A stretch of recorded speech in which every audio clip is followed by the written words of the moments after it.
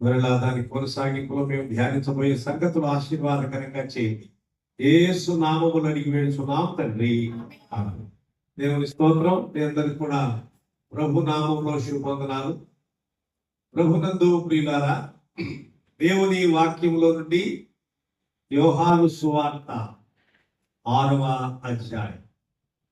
యోహాను సువార్త 6వ అధ్యాయం అనగానే ఆయన 5 రొట్టెలు 2 చిన్న చేపలు 5,000 మందికి పంచడం ముఖ్యమైన సంగతి.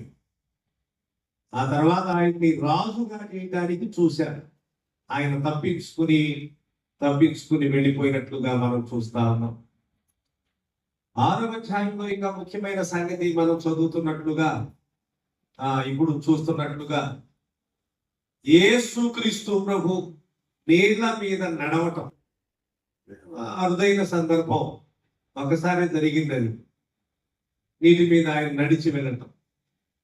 మీరు సాయంకాలం అయిపోయినప్పుడు ఆయన శిష్యులు సముద్రపు నొద్దకు వెళ్ళి దోణి ఎక్కి సముద్రపు కద్దరినున్న అవతలున్న కపెట్ల పోమునకు పోవుచుండిరి.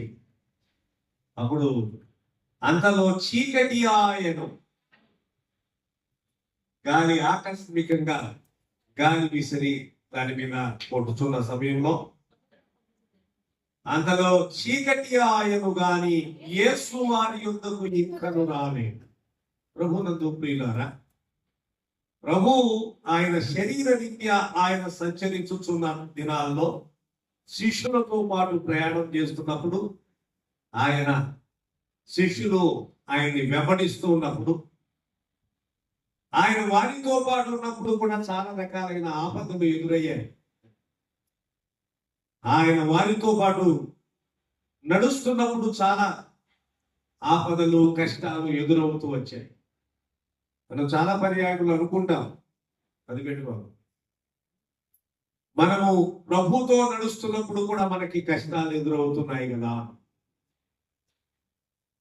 మనము ఆయనను వెంబడించుతున్నప్పుడు లేకపోతే ఆయన మనతో ఉన్నప్పుడు కూడా ఒక మాట ఏంటంటే ఇమ్మాన్యుయేలు, అంటే దేవుడు మనకు తోడుగా ఉన్నాడు అనే మాట చదువుతాం. కాబట్టి చాలా పర్యాయములు మనకి ఏంటంటే దేవుడు మనతో పాటు ఉన్నాడు, మనము ఆయనతో పాటు నడుస్తున్నాం, అయినా కూడా కష్టాలు ఆపదలు వస్తున్నాయని అనుకుంటాం. సాధారణంగా ఖచ్చితంగా వస్తాయి, ఇందులో సందేహమే లేదు. ఆయన మనతో పాటు ఉన్నా మనం ఆయనతో పాటు ఉన్నా ఒక్కటి మాత్రం వాస్తవం, మనం లోకంలో ఉన్నాం అని. మనం ఆయనతో పాటు ఉన్నా సరే, ఆయన మనతో పాటు ఉన్నా కానీ మనము as long as we in this world, ఎప్పటి వరకు ఈ భూమి మీద మనం జీవిస్తామో అప్పటి వరకు కూడా ప్రభు అన్నాడు, లోకములో మీకు శ్రమ తప్పక కలుగును. ధైర్యము, లోకంలో ఉన్నంతకాలం శ్రమ బాధలు వస్తానే ఉంటాయి, తప్పదండి. కానీ ఒక ముఖ్యమైన సంగతి ఏంటంటే, ఆశ్చర్యకరమైన సంగతి, చీకటి ఆయన ఇంకనూ వారి దగ్గరకు రాలేదు. Jesus not yet reached his disciples. ఇంకా వారిని చేరుకోలే యేసు ప్రభు ఇంకా వారిని చేరుకోలే. చీకటి అయిపోయింది. ఒక్కసారి గాలి దుమారం. ఇవాళ పొద్దున్న కూడా అంతే కదా, ఇవాళ ఆహారం జరుగుతారు, కొండ పనులు మేము ఉన్నాం. ఒక సడన్ పెద్ద గాలి దుమ్ము వచ్చింది, లేకపోతే వర్షం వచ్చింది, పెద్ద ఇక్కడ కూడా వచ్చి ఉంటుంది అదే సమయంలో ఖచ్చితంగా. కాబట్టి వీళ్ళు దోణిలో ఉన్నప్పుడు, పడవలో ఉన్నప్పుడు ఆకస్మికమైన, మనం కూడా తెలీదు ఎప్పుడు ఏ విధమైన, ఎప్పటిదాకా భూమి మీద మనం జీవిస్తున్నాము అప్పటిదాకా ఏదో రకమైన ఇబ్బందులు, ఇరుకులు, కష్ట నష్టాలు వస్తూనే ఉంటాయి. ఎప్పుడు కూడా మీకు ఏ బాధలు రావండి, అన్ని బాధలు ఆయన తొలగిస్తాడు. రండి, అందరు ఏం చెప్తారు, మా దగ్గరకు రండి, ఏ బాధలు రావు, కష్టాలన్నీ పోతాయి. పిచ్చి మాట, బైబిల్ ఎక్కడ చెప్పలా. మనం ఎప్పటిదాకా భూమి మీద జీవిస్తామో అప్పటిదాకా అనేక రకాలైన ఇబ్బందులు, ఇరుకులు, కష్ట నష్టాలు వస్తాయి. కానీ ఒక ముఖ్యమైన సంగతి ఏంటంటే, యేసుక్రీస్తు ప్రభు మనతో పాటు ఉన్నా ఇక్కడ కూడా చూస్తే కనుక ఆయన మీరు చూస్తే ఆయన ఇంకా రాలేదేంటి అని అనుకుంటున్నాను. వీళ్ళు అనుకునే లోపుగా యేసు ప్రభువు వారి దగ్గరికి ఆయన వచ్చాడు. మీరు 6వ అధ్యాయంలో 18వ వచనం, అప్పుడు పెద్ద గాలి విసరగా సముద్రము పొంగుచుంటే వారు ఇన్సుమిన్స్ నేను కోస్తున్న దూరం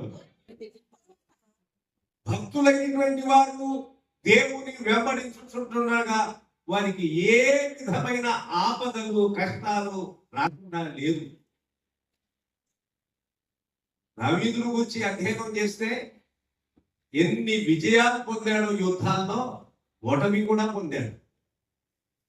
ఇంకో ముఖ్యమైన సంగతి, ఎంత ప్రార్థన చేస్తూ వచ్చాడో అంత ఫెయిల్యూర్ కూడా కనబడతాం, ఓటమి కూడా కనబడతాం.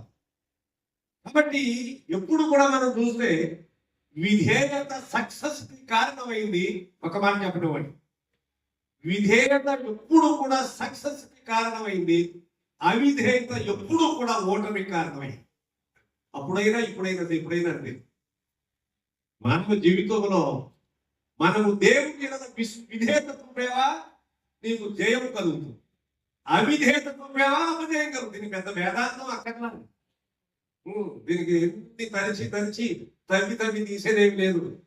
దేవుని గ్రంథం వచ్చి మర్మాలేమి ఉండవు. దీనికి ప్లెయిన్ గాస్పెల్, ప్లెయిన్ వర్డ్. అవిధేయత ఏమండి, డిసొబీడియన్స్ బ్రింగ్స్ ది డిజాస్టర్ అన్నాడు. అవిధేయత విపత్తును తీసుకొస్తుంది. విధేయత, ఒబీడియన్స్ బ్రింగ్స్ ది సక్సెస్. అంతే, ఇదే సూత్రం. ఎంత వేదాంతం ఏమి లేదు. ప్రభు ఎడల దేవుని ఎడల విధేయత చూపావా దేవుడు నీకు జయం అనుగ్రహిస్తాడు. భక్తులు అంతే. దావీదు జీవితంలో నేను చూస్తున్నా, ఎవరి జీవితంలో చూడుగాక వారు ఎప్పటి వరకు దేవునికి విధేయత చూపారో అప్పటిదాకా దేవుడు జయం అనుగ్రహిస్తున్నాడు. ఎప్పుడు నువ్వు అవిధేయత చూపావో అంతే, ఇంకేముండదు. ఎవరికైనా అంతే. మనం చదువుతున్న చాలా కదా, నువ్వు చెప్పనివ్వండి.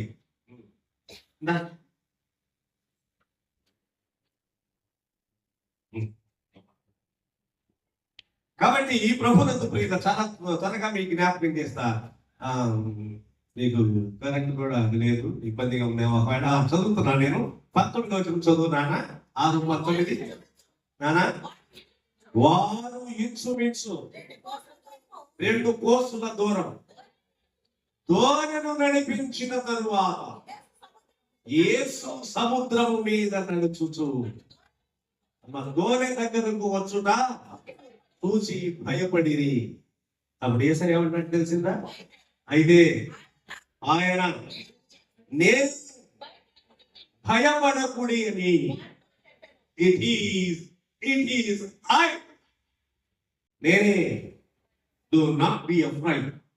నేను భయపడను, నేనే.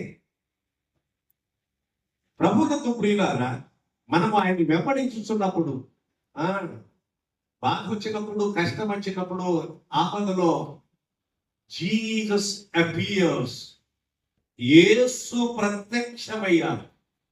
ప్రతి పర్యాయము శిష్యులు ఆయన వెంబడిస్తున్న కాలం అంతటిలో కూడా ఎప్పుడు ఆపద వస్తుందో, ఎప్పుడు కష్టం వస్తుందో వారితో పాటు ఉన్నట్టుగా ఉన్నాడు. కొంచెం ఎడబాసినప్పుడు కూడా ఆయన వారికి ఆపద ఆయన ప్రత్యక్షమవుతున్నాడు అనే మాట వస్తుంది. ఇప్పుడైనా అంతే. మనం కూడా ఆపద వచ్చినప్పుడు, కష్టం వచ్చినప్పుడు, బాధ వచ్చినప్పుడు ఆయన ప్రత్యక్షమవుతున్నాడు.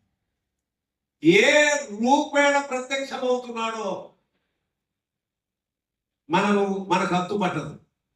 ఏ రూపంగా ఆయన ప్రత్యక్షమవుతున్నాడో మనకి అంతుపట్టదు. కానీ ఆయన మనకు ప్రత్యక్షమవుతూనే సహాయం చేస్తూనే ఉన్నారు. భయములో, భీతిలో, ఒంటరితనములో, అనారోగ్య సంబంధమైన పరిస్థితుల్లో, సాతాను సంబంధమైన శోధనల్లో ఆయన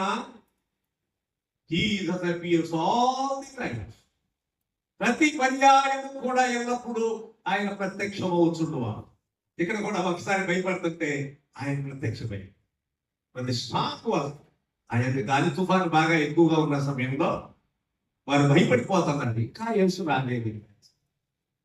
ఒక మాట మీకు జ్ఞాపకం చేస్తే కిందకు వచ్చిన తర్వాత అయితే 20వ వచనంలో ఏమని తెలిసిందా? అయితే నేనే భయపడకు. Trusting in difficult times, trusting in difficult times. కష్టతరమైన పరిస్థితుల్లో, కష్టాల్లో నీవు దేవుని యందు నమ్మిక ఉంచటం చూశారు.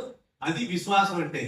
ఎప్పుడు విశ్వాసం విశ్వాసం విశ్వాసం విశ్వాసం యొక్క డెఫినేషన్ ఏంటి అసలు? హెబ్రీ పత్రిక 11వ అధ్యాయం ప్రకారంగా విశ్వాసం యొక్క నిర్వచనం ఏమిటి అని అంటే, విశ్వాసము అనున్నది నిరీక్షింపబడు వాడి యొక్క నిజ స్వరూపమును అదృశ్యమైనవి ఉన్నవి అంతకు రుజువునై ఉన్నది. అంటే అది ఏంటన్నమాట? మనకు కనపట్ల ఏది? పరలోకం ఉందని నమ్మాం, భ్రమ కాదు, భ్రాంతి కాదు. యేసు రక్తములో పాప క్షమాపణ కలుగుతుందని నమ్మాం, భ్రమ కాదు, భ్రాంతి కాదు, వాస్తవం. యేసు రక్తం ప్రతి పాపము నుండి మనల్ని పవిత్రులుగా చేయని నమ్మాం, వాస్తవం. పరలోక రాజ్యం ఉందంటే నమ్మాం. యేసు ప్రభు వారు నోరు తెచ్చి ఒక్కటే మాట మాట్లాడాడు. ఎవరైనా తెలిసిందా? మొట్టమొదటి మాట మత్తయి సువార్త 4వ అధ్యాయంలో ఆయన అపవాది చేత శోధింపబడి, ఆ తర్వాత అపవాది తనను వదిలిపెట్టేసిన తర్వాత, అపవాది ఓటమి చెందిన తర్వాత పర్వతం మీద నుంచి ఆయన నోరు తెలిసి ఒక మాట మాట్లాడుతున్నారు. ఏమన్నా తెలిసిందా? పరలోక రాజ్యము. ఒకటే మాట, the Kingdom of God is at hand. పరలోక రాజ్యము సమీపంలో, మారు మనసు పొందండి. యేసు ప్రభు అదే బాగు చేసి. కాబట్టి ప్రభునందు ప్రియులారా, ఒకవేళ యేసు ప్రభు ఆయన బోధ చేసినప్పుడు 2000 సంవత్సరాల కంటే కిందట ఆయన పరలోక రాజ్యము సమీపించి ఉంది అంటే, మరి ఇన్ని సంవత్సరాలు, 2000 సంవత్సరాలు అయిపోయింది కదా, ఇప్పుడు ఇంకా కొంచెం దగ్గరకు వచ్చి ఉంటుంది కదా, ఖచ్చితంగా. అంతే కదా, ఖచ్చితంగా వచ్చింది. కాబట్టి పరలోక రాజ్యము సమీపంగా ఉన్నది అన్నది సమీపంగా చేరుతూ ఉన్నాం. త్వరగా మీకు జ్ఞాపకం చేస్తా. అయితే ఆయన నేనే భయపడకండి, నేనే భయపడకండి, చూసారా అని ఆయన దానిని నీటిని గద్దించినప్పుడు చూసారా, మిక్కిలి జీసస్ డివైన్ అథారిటీ అంటాం. యేసుక్రీస్తు ప్రభు యొక్క దైవిక శక్తి, అధికారం. ఆయన ఒక్కసారి ఆజ్ఞాపించగానే మొత్తం కూడా నిమలమైపోయినట్టుగా మనం చూస్తా ఉన్నాం. 21 ఒక్క మాట అండి, 21 ఆ మాట కోసం నేను చదువుతున్న 21. గనుక ఆయనను దోణి మీద ఎక్కించుకున్నటకు వారి ఇష్టపడి, అది మాట మీరు గుర్తుపెట్టుకోండి. ఆయనను దోణి మీద ఎక్కించుకున్నటకు వారు ఇష్టపడేది. గాడిద కూడా యేసు ప్రభుని తన మీద కూర్చుండబెట్టుకున్నటకు ఇష్టపడేను. అంతేగా, మొన్న మనం పస్కా పండుగ సంబంధించి మట్టల ఆదివారం గురించి మాట్లాడుకున్నాం. పామ్ సండే రోజున కూడా గాడిద యేసు ప్రభుని.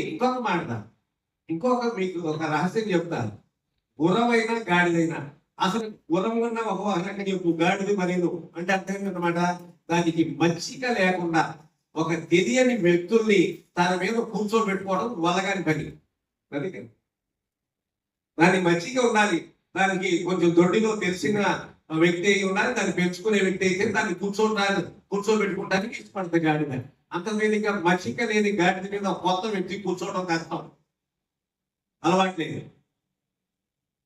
కానీ ఈ గాడిద ఒక రకంగా ఇక్కడ చదువుతున్న మాట ప్రకారంగా ఆయనను దోణి మీద ఎక్కించుకొనుటకు వారు ఇష్టపడిరి. అది మాట. ఆ గాడిద కూడా కొత్తగా ఎక్కడో తీసుకొచ్చారు. ఎదురుగా ఉన్న కట్టబడి ఉన్న గాడిదని తోలుకునే డబ్బాయి అన్నాడు యేసయ్య. దాన్ని తోలుకుని వస్తే అది యేసయ్యను కూర్చుండబెట్టుకోవడానికి ఇష్టపడినది కనుక దాన్ని కింద నడవలేనా, అది కదా. చూసారా,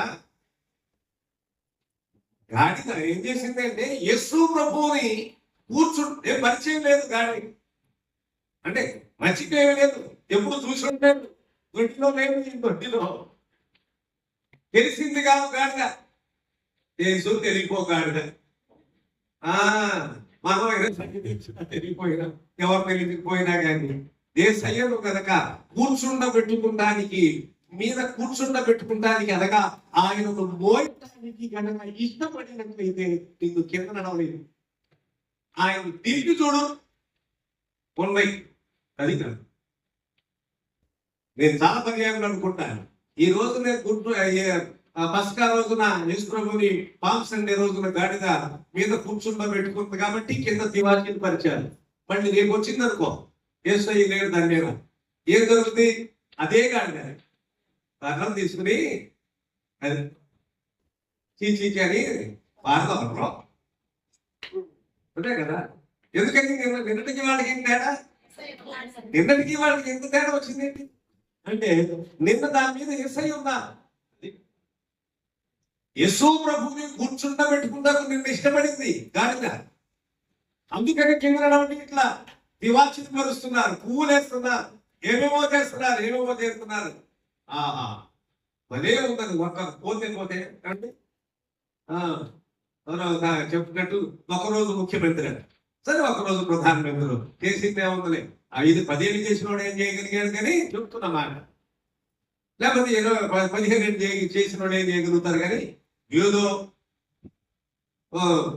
అనుకోవటం తప్ప ఏముండదు. ఒకరోజు ముఖ్యమంత్రి ఏమిటో టైటిల్స్ బాగానే ఉంటాయి, సినిమాటిక్ గా ఉంటాయి, కానీ నీవేం చేస్తావు ఒక రోజుకి ఎవరు మాత్రం 15 చేసిన కేసు లేదు కానీ అంతే కదా. అట్లాగే ఒక్కరోజు మాత్రం అద్భుతమైన అనుభవం గాడిద మాత్రం అంతా ఇంత సంతోషంగా కింద నడవనివ్వట్లేదు, దాన్ని దివాచీలు పరిచారు. ఎందుకని తెలిసిందా?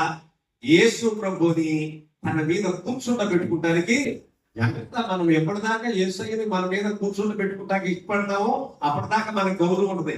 ఆయన ప్రక్కన పెట్టు, ఎవరు గౌరవించండి. విశ్వాసం పోయిందా ఎవరు గౌరవించరు. ప్రభు నమ్మాడు కాబట్టి ఆ గౌరవం వచ్చింది, ఆ మహిమ వచ్చింది. ఎందుకని దేవుడు ఎవరిని ముందుగా ఎరిగినో వారిని నిర్ణయించను, ఎవరిని నిర్ణయించనో వారిని పిలిచను, ఎవరిని పిలిచనో వారిని నీతిమంతులుగా తీర్చనో, ఎవరిని నీతిమంతులుగా తీర్చనో వారిని మహిమపరచను. దేవుని కృప ఎంత. మనం అందరం సాధారణమైనటువంటి వ్యక్తులు, దేవుని మహా ఉచితమైన కృప చొప్పున ఆయన్ని చూడండి ఎంత అద్భుతమైన మాట. గనుక 21 వచనం చదువుతాను మళ్ళీ ఒకసారి. గనుక ఆయనను దోణి మీద ఎక్కించుకొనుటకు వారు ఇష్టపడేది వెంటనే ఆ దోణి వారు వెళ్ళుచున్న ప్రదేశమునకు, అది వారు వెళ్ళుచున్న ప్రదేశమునకు ఎందుకు చేరింది అంటే వారు ఇష్టపడ్డారు ఆయన్ని ఎక్కించుకోవడం. రండయ్య మా దోణి ఎక్కండి. ఎవరు తమ జీవితంలోనికి యేసు ప్రభుని ఆహ్వానిస్తారో వారు చేరవలసిన గమ్యం చేస్తారు. అది ముఖ్యమైన సంగతి. అప్పుడు వారు తమ గమ్యం చేరారు అనే మాట మనకు కనబడదు. ప్రభు అన్నాడు, ఇదిగో it is I, do not be afraid, and they received him into their boat. వాళ్ళు యేసు ప్రభుని తమ యొక్క పడవలో ఎక్కించుకున్నారు. ఏం జరిగిందో తెలిసిందా? ఇన్స్టాంట్లీ, అద్భుతమైన పదం, instantly arrive at their destination. ఉన్న పడంగా వారు ఎక్కడికి వెళ్ళాలో అక్కడికి చేరుకోగలిగారు. ఇన్స్టాంట్లీ అరైవ్ దేర్ డెస్టినేషన్, దాని గమ్యానికి చేరారు.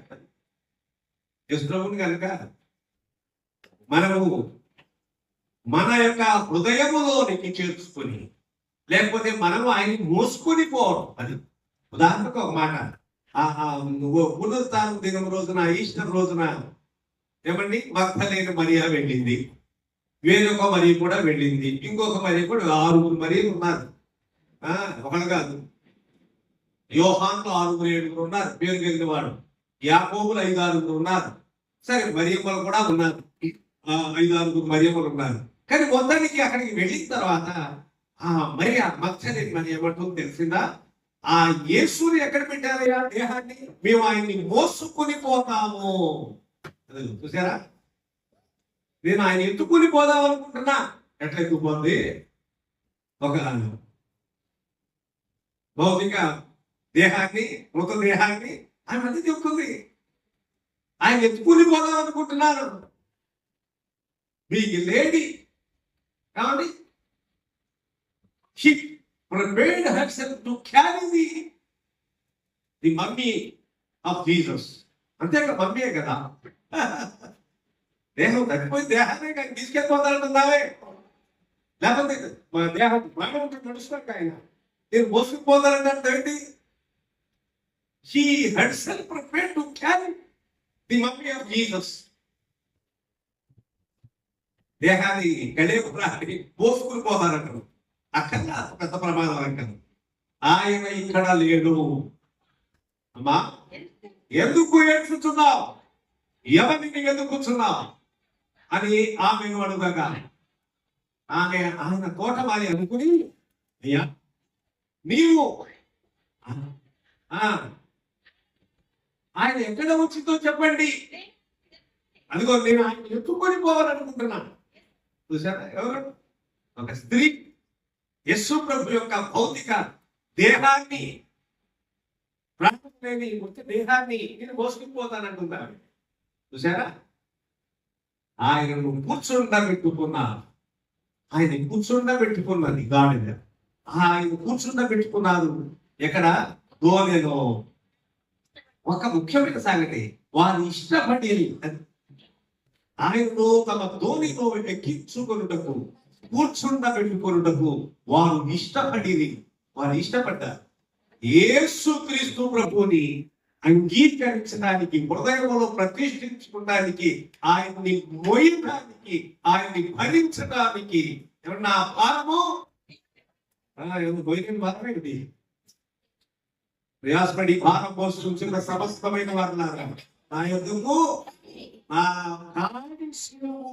నా భారము తేలిక. ఏదో కష్టమైంది పెట్టిన దేవుడు మనుషులకి. చాలా కష్టమైన సంగతి కాదు. దేవుని వెంబడించడం కష్టమైన సంగతి కాదు. మనకు ఎంత కష్టం అనిపిస్తా ఉంటుంది దేవుణ్ణి వెంబడించడం. నిలబడి చెబుతున్నా మీకు, 80 ఏళ్ల వయసు కలిగినటువంటి ఒక ముసలామి తల్లి గారు, మరియమ్మ గారు, ఎవరికి తెలిసిందా? ఎవరికి నీకు పెన్షన్ ఇప్పుడు ఆదివారం పొద్దున్నే ఇస్తారు, పెన్షన్కి వెళ్తావా ఆరాధనకి వెళ్తావా అని అడిగారు. ఆయన ఏమని తెలిసిందా? పెన్షన్ సాయంత్రం ఇస్తారు, లేకపోతే రేపు ఇస్తారు. ఇవ్వకపోతే కూడా పర్వాలా, ఆరాధనకి ముందే వెళ్తారు. మరి ఎట్లా బతుకుతావు? అట్టగా బతుకుతారు. అయ్యో ఈవేళ ప్రార్థనకి వెళ్తే మాకు ప్రార్థనకి వెళ్ళే వాడికి ఒక పెన్షన్ తీసేస్తారంట. మరి ఏం చేస్తావు? ప్రార్థనకి వెళ్ళను నేను మానేస్తానని అంటావా? అంటే 4,000 రూపాయలు పెన్షన్ రాకపోతే రాకపోయింది, నేను వేస్తే మనం వెనకాల ఊరు లేదు. అది విశ్వాసం. మరి గారి విశ్వాసం. మరి ఏమనుకున్నా 80 ఏళ్ళ వయసు, పాట పాడమంటే దురిపోతలు పడేస్తా. నువ్వే వెనక ముందు బాబు ఎన్నెళ్ళు పోయింది. ఎంత రాకంగా పాడతా తెలిసిందా? మరి దురిపోతలు పడేస్తాం. ఓ నమస్కారం పెట్టుకోండి సార్ తల్లి. కాబట్టి ప్రభుత్వ ప్రియులారా, దేనికి ప్రాధాన్యత ఇస్తావు? ఎవరికి ప్రాధాన్యత ఇస్తావు? మత్తయి సువార్త 6:33 ప్రకారం చూస్తే, మొదట ఆయన రాజ్యమును నీతిని వెతకండి, అప్పుడు మీకు దేనికి ప్రాధాన్యత ఇస్తాం? మనకేం కష్టం కాదు. సాధారణమైనటువంటి ప్రజలు చాలా దీనత్వముతో దేవుణ్ణి వెంబడించడానికి తమ జీవితంలో ప్రాధాన్యత ఇచ్చేవాళ్ళు అప్పుడు ఉన్నారు, ఇప్పుడు ఉన్నారు, ఎప్పుడు ఉంటారు. కానీ పైనే అంటి అంటున్నట్టుగా వెంబడించేవాళ్ళు అప్పుడు ఉన్నారు, ఇప్పుడు ఉన్నారు, ఎప్పుడు ఉంటారు. అండి వారు చూడండి ఎంత చక్కని మాట. నాకు 21వ వచనం చదివితే, కనుక ఆయనను దోణి మీద ఎక్కించుకొనుటకు, ఏమండి వారు ఇష్టపడేది మరి యేసును దోణి మీద ఎక్కించుకొనుటకు వారు ఇష్టపడేది. ఇష్టపడ్డారు కాబట్టి ఏం జరిగింది? వెంటనే ఆ దోనె వారు వెళుతున్న ప్రదేశములకు అది వారు దేశానికి గమ్యం చేరు. ఎప్పుడైతే వారు యేసయ్యను ఎక్కించుకుంటానికి ఇష్టపడ్డారు. మన జీవితంలో కూడా ఎప్పుడు కూడా ప్రతి విషయంలో కూడా నీ కుటుంబములో, జీవితంలో, వ్యక్తిగత జీవితంలో, కుటుంబములో ఆయన్ని ఏమండి కుటుంబం అనే ధోనిలో ఆయన్ని ఎక్కించుకుంటానికి ఇష్టపడు, ఆయన్ని కూర్చొని పెట్టుకుంటానికి ఇష్టపడు నా ప్రభు అని. అప్పుడు సాఫీగా ఎక్కడికి వెళ్ళాలో అప్పుడు డెస్టినీ చేరతాం, గమ్యం చేరతాం. ఒక రోజు కాదు మన జీవితం గమ్యం చేరడానికి, ఒక లైఫ్ టైం, ఒక జీవిత కాలం అంటే ఒకనాటితో అయిపోయేది కాదు విశ్వాసం. కాబట్టి ప్రభునందు ప్రియులారా, మనం చదువుతున్న ఈ మాట ప్రకారంగా చూస్తే ఎంత అద్భుతమైన మాట. వెంటనే మీరు చూడండి, ఆ మాట చదివినారా? వెంటనే ఆ దోనె వారు వెళ్ళుచున్న ప్రదేశములకు వెంటనే ఆ దోనె వారు వెళ్ళుచున్న ప్రదేశములకు చేరు. వాళ్ళు ఎక్కడికి వెళ్ళాలో అక్కడికి ఆ ప్రదేశానికి చేరినట్లుగా మనకు కనబడతా ఉంది. 21 21లో నేను చదువుతున్నా, ఒక్కసారి విను. 21 అవును, 21. The disciples wanted to take him into the boat, but suddenly the boat reached the shore where they were headed. ఇది సరైన ఇంగ్లీష్ కాదు, సరిగ్గా లేదు. ఇది మంచి ఇంగ్లీష్ కాదు, అందుకే తేలిగ్గా ఉన్నాం. ఇక్కడ తెలుగు మాత్రమే బాగుంది దీనికంటే. కనుక ఆయనను దోణి మీద ఎక్కించుకొనుటకు వారు ఇష్టపడి, చూసారా, యేసు ప్రభుని వారు తమ యొక్క దోణిలో ఎక్కించుకుంటూ ఇష్టపడ్డారు. వెంటనే ఆ దోణి వారు వెళ్ళుచున్న ప్రదేశములకు, మనం ఇష్టపడినట్లయితే, ఆయన అంగీకరించడానికి ఇష్టపడినట్లయితే, ఆయన వెంబడించడానికి ఇష్టపడినట్లయితే, ఆయన అనుసరించడానికి ఇష్టపడినట్లయితే అప్పుడు గమ్యం చేరుతాం, అప్పుడు సక్సెస్ ఉంటుంది, అప్పుడు ఒక గొప్ప ఫలం పొందుతాం, ఆశీర్వాదం పొందుతాం. ఆయన చేర్చుకుంటానికి ఇష్టపడి వారు ఆయనను తమ దోణెలెక్కించుకొనుటకు ఇష్టపడిరి. కనుక ఈ పునరుత్థానమందు ప్రభునందు ప్రియమైన దేవుని బిడ్డలారా, మనం ఎప్పుడైతే ఆయన్ని చేర్చుకుంటానికి, అంగీకరించడానికి, అనుసరించడానికి, ఆయన ఆలోచన ప్రకారం నడుచుకోవడానికి ఇష్టపడతామో, మీరు యెహెజ్కేలు గ్రంథంలో 20వ అధ్యాయం చెబుతారు. ఒకవేళ కనుక మనము ఆయన చిత్త ప్రకారం జరిగించకుండా ఉంటే ఆయన దగ్గర ఆలోచన అడగటానికే అవకాశం లేదంటాడు. మీరు చదవండి యెహెజ్కేలు గ్రంథం 20వ అధ్యాయం, ఒక్క మాట చెబుతారు. యెహెజ్కేలు గ్రంథం 20వ అధ్యాయంలో మీరు చదివితే కనుక 20వ అధ్యాయంలో 31వ వచనం, నేటి వరకు మీరు అర్పణలను అర్పించి మీ కుమారులను అగ్నిగుండము దాటించినప్పుడు మీరు పెట్టుకున్న విగ్రహములన్నిటికీ పూర్తి చేసి అపవిత్రులు కూర్చున్నారే. ఇశ్రాయేలులారా, నా యొక్క మీరు విచారణ చేయుదురా, నా జీవముతోడు. మనం ఎప్పుడు మాట్లాడుకుంటున్నా ఇంకొక మాట, ఇశ్రాయేలు ప్రజలు బైబిల్లో దేవుని ప్రజలు చేసినటువంటి ఐడలిటరీ అది చెప్పడం చేతగాక ఇక్కడ వచ్చిన తిప్పలు ఏంటంటే, చాలా మంది మనం ఇక్కడే మన దేశంలో మన చుట్టూ ఉన్న మనకు వచ్చినటువంటి ఆ విగ్రహాలను గురించి తప్పు పట్టడం వలన నువ్వు ఇరుక్కుపోతావు, తెలివితోపోతానండి. ఈ మన చుట్టూ ఉన్న విగ్రహారాధన గురించి చెప్పాలి ఇక్కడ బైబుల్, మన దేశం గురించి చెప్పాల. అది కూడా ఇశ్రాయేలు ప్రజలు చేసినటువంటి విగ్రహాలు. అది జ్ఞానం లేదు, అందుకని తెలివితోపోతానంగా నువ్వేమో మాట ఇక్కడ అప్లై చేయడానికి కుదరదు, ఇక్కడ అన్వయించడానికి కుదరదు. ఇక్కడ మన చుట్టూ ఉన్నటువంటి విగ్రహాలను గురించి ఏమేమి మాట్లాడుతున్నామని అనుకుంటారు మిగతా వాడు, నమ్మని వాడు. మరి మాట్లాడేది కూడా అట్లాగే ఉన్నాయి. ఇది చెప్పేది ఎవరి గురించి మాట్లాడుతున్నారు, కాంటెక్స్ట్ ఏంటి, సందర్భం ఏంటి, కాంటెక్స్చువలైజేషన్ బైబుల్ బోధించేటప్పుడు అది తెలియకపోతే తెప్పలచ్చి పడదు. మరి చూసారా మా విగ్రహం గురించి మాట్లాడుతున్నారు వీళ్ళు అని చెప్పాను. నేను నాన్న మాట్లాడుతాను ఇరుక్కుపోతాం అనవసరంగా. వీళ్ళు చేసింది ఎవరి గురించి మాట్లాడుతున్నారు ఇక్కడ? ఇశ్రాయేలు ప్రజలు చేసిన రెండు విగ్రహాలు. దీనిని బట్టి మీరు నా దగ్గర ఏ ఆలోచన చేయడానికి, మీరు విచారణ చేయడానికి అవకాశం లేదు. అదే అన్నమాట. చూడండి అదే మాట, నా జీవము తోడు నా వలన ఆలోచన మీకు దొరకదు, ఇదే ప్రభు అయిన యెహోవా. కాబట్టి మనం చూస్తూ ఎవరితో కుదరంగా మనం దేవుని వాక్యాన్ని ఇంటర్ప్రిట్ చేయడానికి ప్రయత్నం చేస్తే ఇబ్బంది పడతాం. ఎవరికి అన్వయించాలో దేవుని వాక్యాన్ని. ఇశ్రాయేలు ప్రజలు కూర్చిన, యోధా జనాంగములు కూర్చిన సంగతులవి వాటిని తీసుకొచ్చి మన చుట్టూ ఉన్నటువంటి పరిస్థితులకు అన్వయిస్తే మరి ఇబ్బంది వచ్చి పడుతుంది. బయట వాళ్ళ గురించి కాదు చెప్పింది, దేవుని ప్రజలు ఉన్నారే, దేవుని వెంబడిస్తున్న వారు ఉన్నారే, దేవుని అనుసరిస్తూ ఉన్నటువంటి వారు ఉన్నారే, దేవుని చేత పిలువబడినటువంటి వారు ఉన్నారే, వారిని గురించి చెప్పబడినటువంటి మాటలవి. కాబట్టి దాన్ని మనం అన్వయించుకోవాలి, మిగతా వాడికి అన్వయిస్తానికి కుదరదు. కాబట్టి ఈ పునరుత్థానమందు మన దైనిక విశ్వాస జీవితంలో ఒకవేళ దేవుని చిత్తాన్ని జరిగించకపోయినట్లయితే నా దగ్గర మీరు విచారణ చేయడానికి, నా దగ్గర మీరు ఆలోచన చేయడానికి ఏ విధంగా అవకాశం లేదు. అది నా దగ్గర ఏ ఆలోచన మీకు దొరకదు. నేను మీకు ఏ ఆలోచన చెప్పేవాడిని. కానీ ప్రభువుని కనుక నువ్వు చేర్చుకున్నట్లయితే, ఆయన అంగీకరించి ఆయన అనుసరించడానికి, ఆయనను దోనెలోనికి ఆహ్వానించినట్లయితే వారు ఇష్టపడేది, దే వాంటెడ్ అనే మాట సరైన పదం కాదండి. నా దగ్గర ఉన్న ఇంగ్లీష్ సరైన ఇంగ్లీష్ కాదు. ఎన్ఐవి కానీ లేకపోతే కేజీబీ చదివితే కానీ మంచి ఇంగ్లీష్ ఉండదు.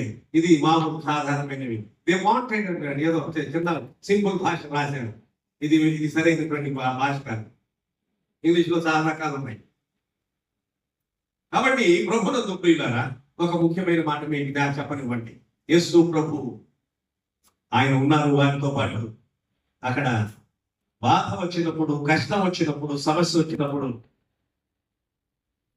యేసుక్రీస్తు ప్రభు ఆయన ఒక గొప్ప assurance, Jesus assurance, it is I, నేనే, బి నాట్ అఫ్రైడ్, భయపడవద్దు. అప్పుడు ఏం జరిగిందంటే, the boat's journey was safe and reached the shore. ఒడ్డుకు చేరారు. అక్కడ ఒడ్డుకు చేరటమే గమ్యం అంటే, లేకపోతే కొట్టుకుపోతాను, ఎడిపోతా తెలియదు.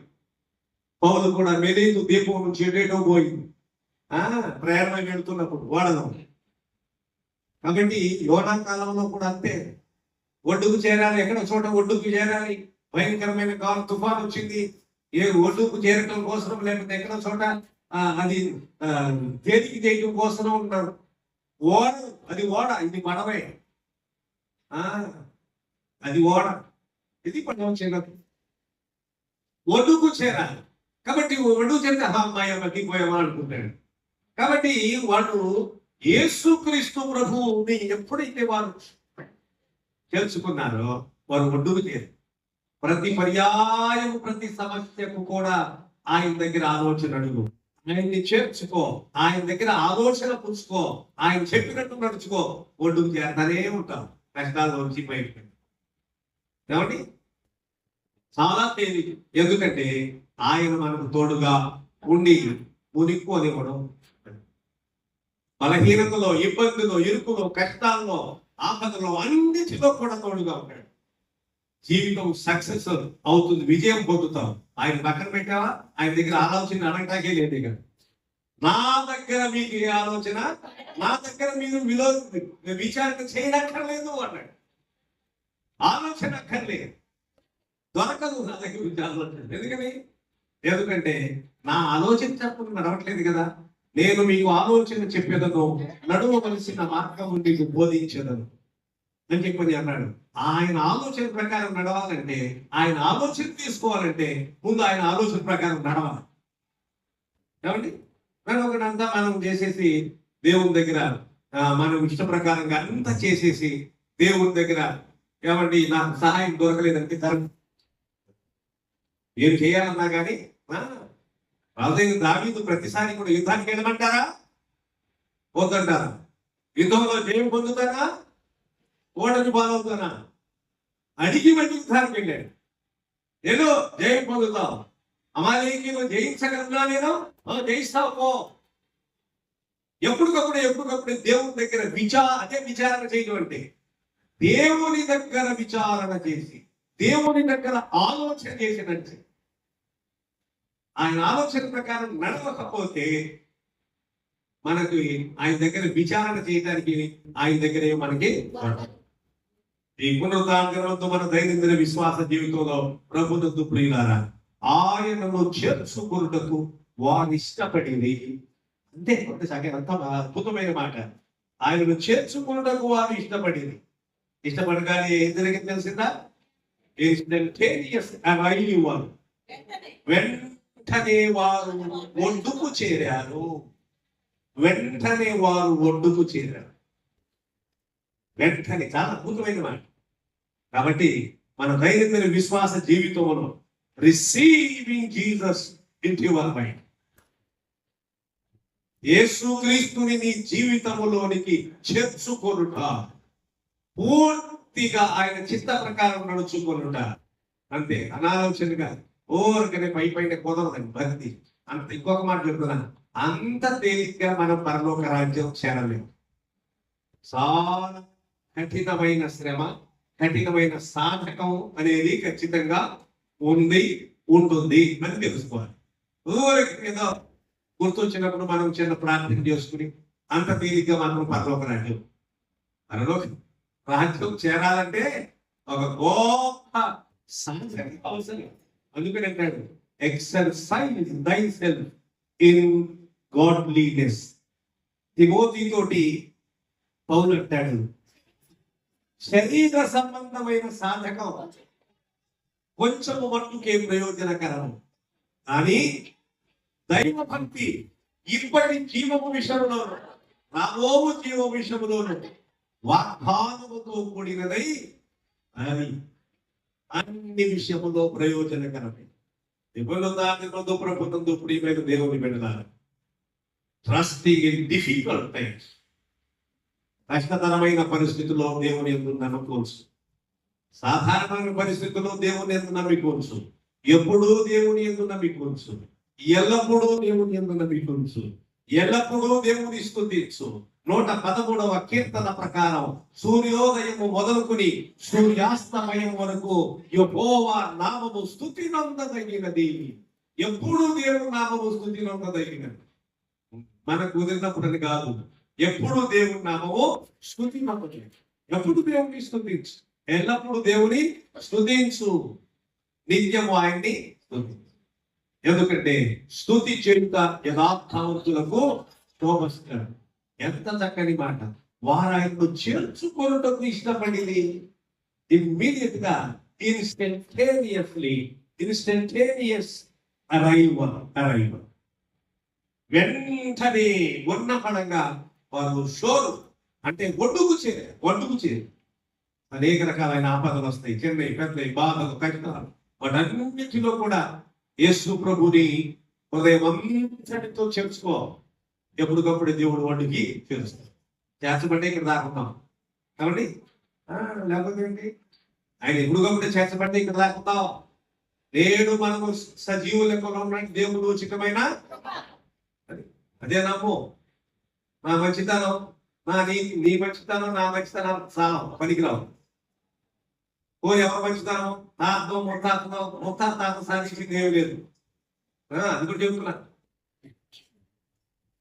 ముత్తాత సాధించింది కూడా ఏం లేదు. తల్లిదండ్రి కూడా సాధించింది ఏం లేదు. ఎవరి విశ్వాసం వాళ్ళని, నీ విశ్వాసం లేదు.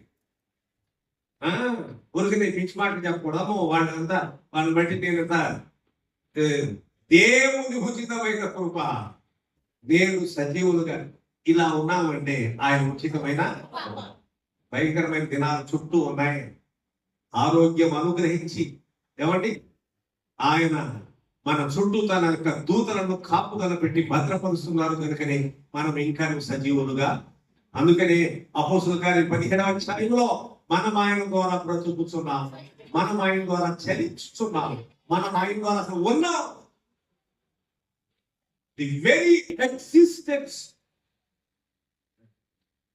అసలు మనం ఉన్నామంటే సాక్షాత్తు దేవుని ఉచితమైన, ఆయన ఉచితమైన.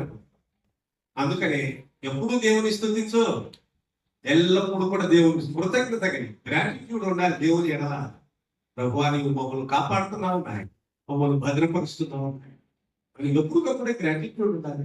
కృతజ్ఞత చెల్లించడం అనేది కనీసమైనటువంటి కర్తవ్యం, కనీసమైనటువంటి విశ్వాసం యొక్క లక్షణం. అది కనుక లేకపోతే, కృతజ్ఞత లేకుండా ఉంటే మంచిది కాదు. 10 మంది కుష్ఠరోగులు వచ్చారు, ఒకటే వచ్చాడు దానికి, 9 మంది వెళ్ళిపోయారు. 9 మంది ఏమైపోయారు? యేసయ్య అడుగుతున్నాడు, ఆ 9 ఏరి? వాళ్ళు నీలాగానే స్వస్థపడ్డారుగా. ఏమోనండి వెళ్ళిపోయారు వాళ్ళు, నీవు ఒక్కడే వచ్చావు. బజార్ రోడ్డు మీద పడి సాష్టాంగ నమస్కారం చేస్తున్నాడు, రోడ్డు మీదే యేసయ్య దగ్గరికి వచ్చి, ప్రభువా ఇదిగో నేను నీతో పాటు వస్తానంటాడు.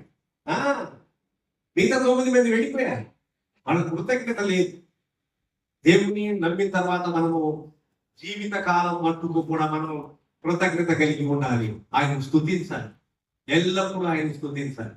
ఎందుకంటే ఆయన మనలా చేసిన కార్యములు గంభీరమైన.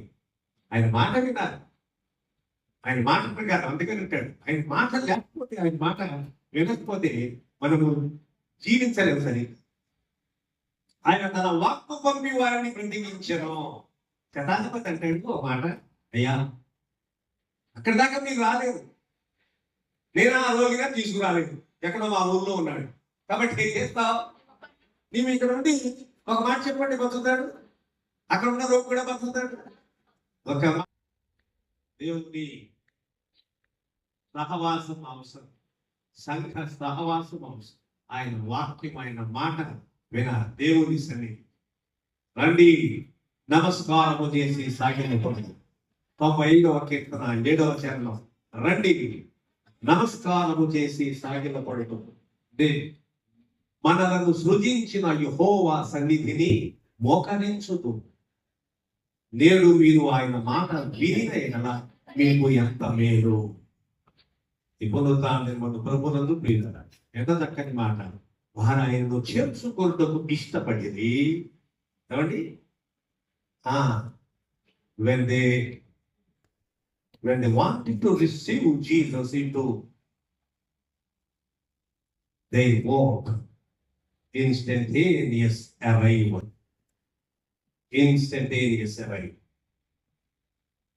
వన్నపడంగా వారు ఒడ్డుకు చేరుకున్నారు. అనేక సమస్యలు, అనేక బలహీనతలు, అనేక ఇబ్బందులు, కష్టాలు వస్తాయి, ఖచ్చితంగా వస్తాయి, సందేహం లేదు. కానీ ఎప్పటికప్పుడు ఆయన మాటతో చేర్చుకున్నప్పుడు, హృదయములు విశ్వసించినప్పుడు, లోబడ్డప్పుడు, విధేయత చూపినప్పుడు దేవుడు ఒడ్డుకు చేరుస్తాడు. అనేకమైనటువంటి సమస్యల నుంచి ఒడ్డుకు అట్టాగే చేరుకున్నాము. అది ఆయన ఉచితమైన కృప. చేయాల్సిన బలల్లా ఒకటే, తెలిసిందా? Receiving Jesus in your life. యేసుని జీవితంలోనికి ఆహ్వానించి ఆయన మోసుకునిపో. ఆయన పక్కన పెట్టావా అంతే. అదే చెప్పి ఆయన ఉన్నంతసేపే మనమే గౌరవం. ఎందుకు ప్రార్థన చేసేవాళ్ళు గౌరవిస్తారు? ప్రార్థన చేసే నువ్వు ఆయన మోస్తున్నావు కాబట్టి, ఆయన భరిస్తున్నావు కాబట్టి, యేసయ్య అంటున్నావు కాబట్టి గౌరవిస్తున్నారు. ఆయన పక్కన పెట్టావా తెలుస్తుంది విశ్వాసం. ఆయన్ని మనకు మోసుకొని పోవచ్చు. ఆయన్ని చేర్చుకొని జీవితంలో, హృదయములో, కుటుంబంలో, మనస్సులో, హృదయమంతటిలో ఆయన చేర్చుకొని ఆయన వెంబడించి ప్రతి విధమైనటువంటి పరిస్థితి నుండి కూడా బయటపడి ఈ లోకములో మనము జీవించుదుముగాక. ప్రార్థన చేద్దామా? ఒకరు ప్రార్థన చేయండి, తర్వాత మనం బలాన్ని సమీపిస్తాం. ప్రార్థన చేద్దాం. తొందరగా